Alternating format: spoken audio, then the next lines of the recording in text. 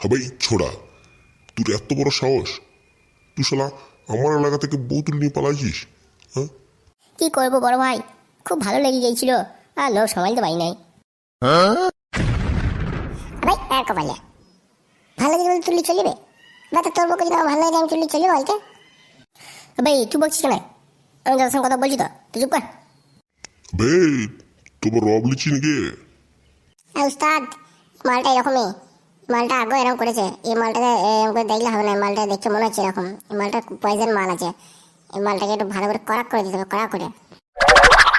আবার তুই বলছিস আমি আবার কথা কি করলাম? হ্যাঁ, আবে তুই শালা অন্যায় করেছিস, কইরা আবার এখানে যে রব ছাড়ছিস, শালক এখনই ডুববো দেখবি। এই শালক এই খুব ডেঞ্জারাস মাল আছে, এই শালকে কিছু বলতে হবে না, ঘপনকে বসিয়ে দেবে, এখন চুপচাপ থাকতে হবে।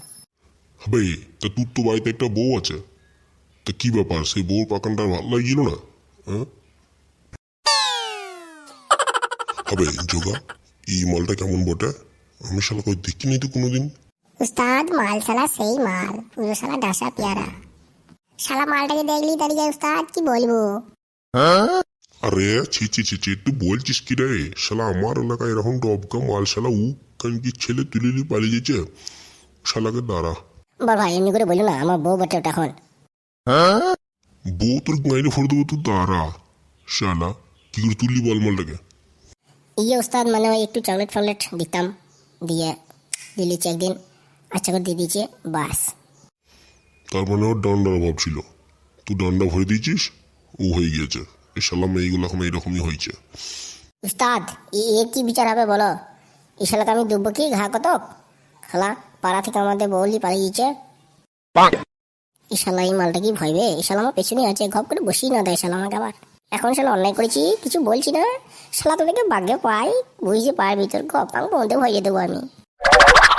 হবে দিয়ে এই মালটাকে লিচিস, কবে লিচিস? ইয়ে বড় ভাই, ওই একদিন চালের দিয়ে এক কাঠ দিয়েছিলাম, আর জঙ্গলে লিগে ঝোপে ঝাড়ে কষ্ট করে একদিন এক কাঠ হয়েছে। তারপর থেকে ঠিকঠাক বাঘ করতে পারছিলাম না, আর ওইদিকেও থাকতে পারছিল না, শর্টফট করছিল। দিয়ে আমাকে বললো লি পালিয়ে চলো, আমি থাকবো না এখানে আর। দিয়ে আমি লি চলে এলাম। কালকেই জানিছি রাতটা একবার ভরেছিলাম, সকাল থেকেই তো এই জ্বালা যন্ত্রণা ভোগ করতে হচ্ছে, আর দাঁড়াইছে না আমার। তবে জ্বালা যন্ত্রণা কি ভোগ করলি বে? সালা মজা লুটেছি, দাঁড়া, তোর ব্যবস্থা এখন কিছুই হয় নাই, তুই বুঝতে পারছিস কি হবে তোর। বে শোন, যা করছিস করছিস, কালকে বিকেল 4টার সময় মিটিং বসবে, ওদের বাড়ি থেকে লোক আসবে, তুই তোর বাবা মাকে নিয়ে, তোর পুরনো আগের বউটাকে নিয়ে, এই বউটাকে সহিত নিয়ে 4টের মধ্যে এখানে হাজির হবি, বুঝতে পেরেছিস? আর না এলে আমাকে তো চিনিস, কি হবে তোর? না আইলে ও শালকে এমন দেবো, শাল সরাসরি ঝিন ঝিন ধরিয়ে দেবো, আমাকে তো চেনে না এখনো। না আমি আইফোনে বলেছি, কিন্তু বড় ভাই একটা কথা বলছিলাম যে সব আমাদের ফ্যামিলি ম্যাটার, এই আমরা নিজেরা যা কিছু করছি এইসব এই তোমরা জড়াইছো কেন? শালে আর কপালে মদ না, তোমার ফ্যামিলি ম্যাটার, তুমি শালা আমার পাড়া থেকে বউলি পালিয়ে যাবা, তুমি জানো না আমি পাড়ার দাদা, আমার দায়িত্ব কত। তোমার ফ্যামিলি ম্যাটার ভরে দেবো কাল 4টের মধ্যে যদি না ঢুকে যাই কেন।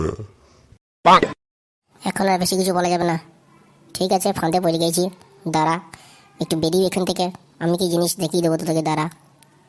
কি বিবি করছি বে? হ্যাঁ এবার তোকে লিয়ে তো খুব জ্বালা আমার, আমি নিজে টেনশনে মরছি, একবার কিছু চিন্তা করতেও পাবো না।